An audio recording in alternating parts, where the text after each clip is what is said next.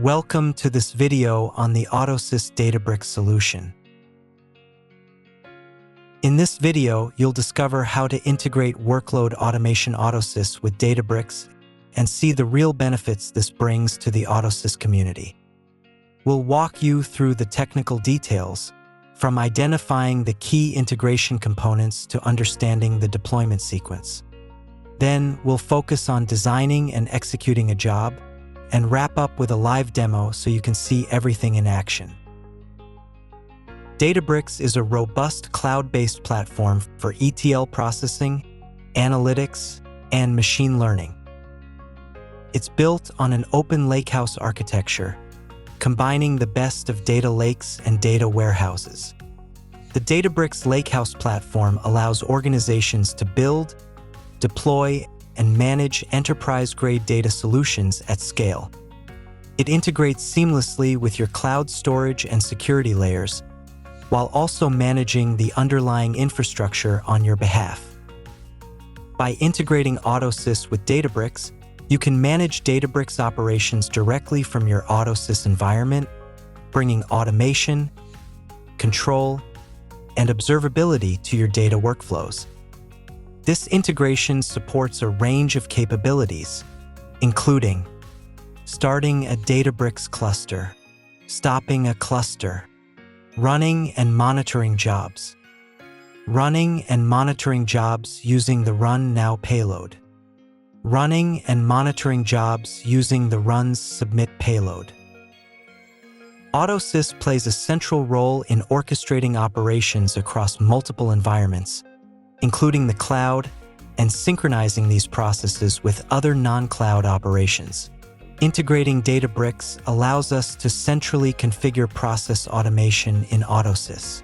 Subsequently, we can run, monitor, and supervise all processes from a single interface.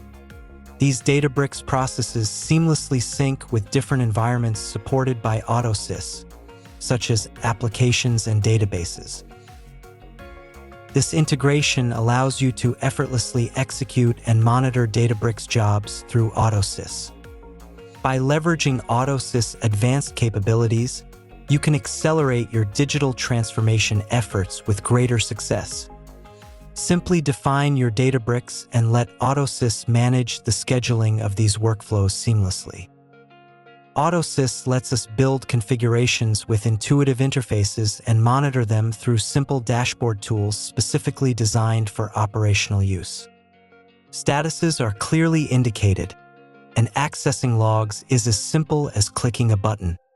From an operations perspective, AutoSys greatly simplifies the configuration and orchestration of Databricks jobs. Externalizing operations to a tool with a high degree of third-party integration means we can synchronize all cloud with non-cloud workloads. Using various agents and job object types, we can build sophisticated configurations involving multiple applications, database packages, system processes like backups and data consolidation, file transfers, web services, and other on-premise workloads. The job submission sequence is relatively simple because all job definition properties are stored in the AutoSys plain old Java, or POJO job. Target system properties, including the endpoint, token, job ID, and other parameters, are specified in the J2EE parameters. These parameters may vary depending on the authentication method used. We will use the Run and Monitor job type for this demo. Let's look at the sequence of execution. We start with the three main components: the AutoSys scheduler, the system agent, and the Databricks server. The AutoSys scheduler submits the POJO job to the system agent. The system agent acknowledges the job and initiates communication with the Databricks server. In this video, we use token-based authentication with a proxy. AutoSys allows connections via proxy, providing additional flexibility and security when accessing Databricks resources. The system agent then initiates authentication based on the specifications defined in the J2EE authentication properties. Once authenticated, the agent submits the job to the Databricks server as a post request. The Databricks server identifies and executes the matching job. The job execution returns a JSON response that contains the execution details. Both the Databricks server and the system agent then monitor the job until it reaches its final state. Once the final state is obtained from Databricks, the job status in AutoSys is updated accordingly as either canceled, succeeded, or failed. Let's look at how to deploy the integration. First, ensure the Application Services plugin is installed as a prerequisite. The Application Services plugin and Pojo extension have the CFG extension. Next, download the plugin extension package from the marketplace. This package contains all the necessary elements. Unzip the package and extract the content into a temporary folder. Navigate to System Agent Install Directory. Next, we must stop the system agent with the cyb agent-s command. Install the plugin extension with the command plugin installer, path to CFG file. Now, restart the system agent with the cyb agent-a command. Remember, this integration uses Databricks Public REST API. To run a Databricks Pojo job in AutoSys, we must first establish communication with the Databricks server.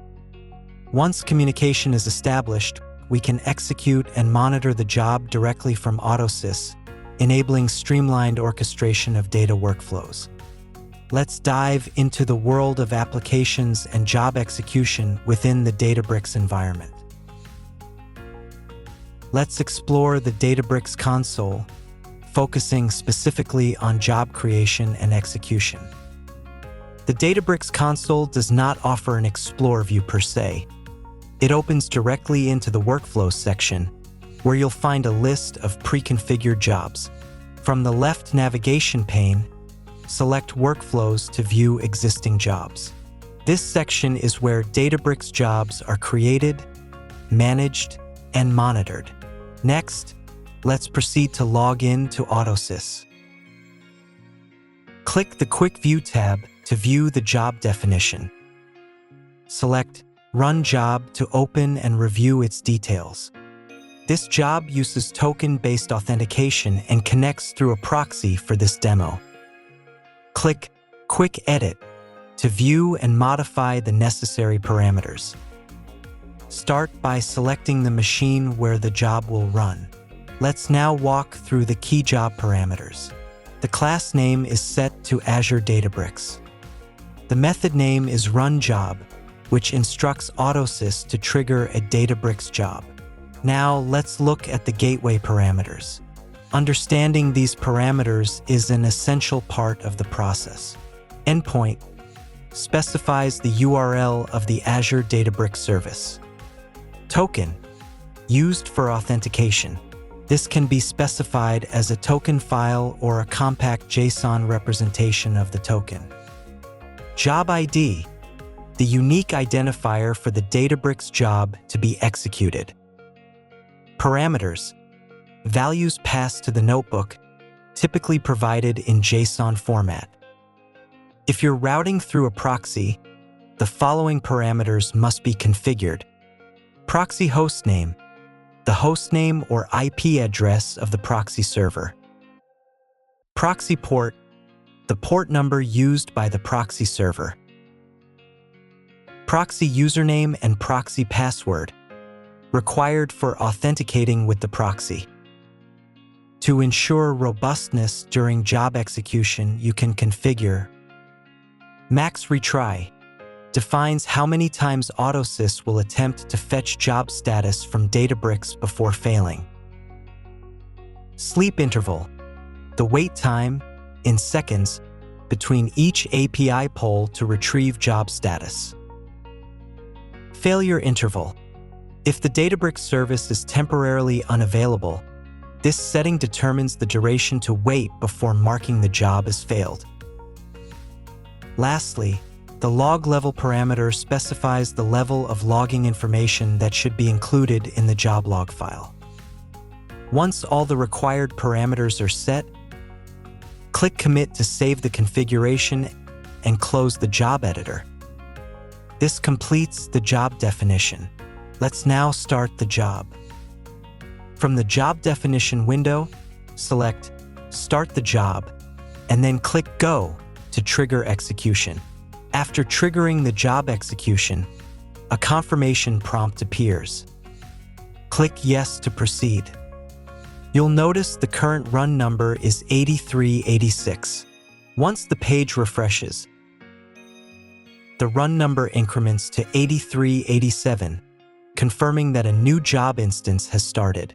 A status of success indicates that the latest execution completed successfully. To view the spool files, scroll down the AutoSys interface until you locate the spool files section. Select the desired spool file and click Go. You'll be prompted to specify the number of lines to display.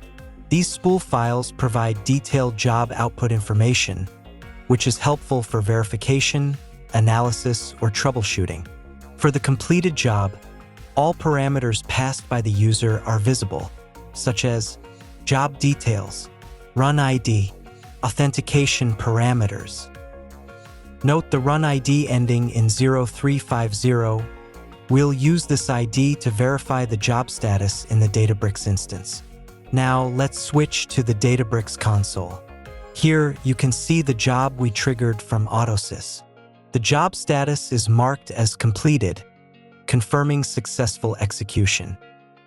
And that concludes our demo on integrating AutoSys with Databricks to execute and monitor jobs. Thank you for watching this video.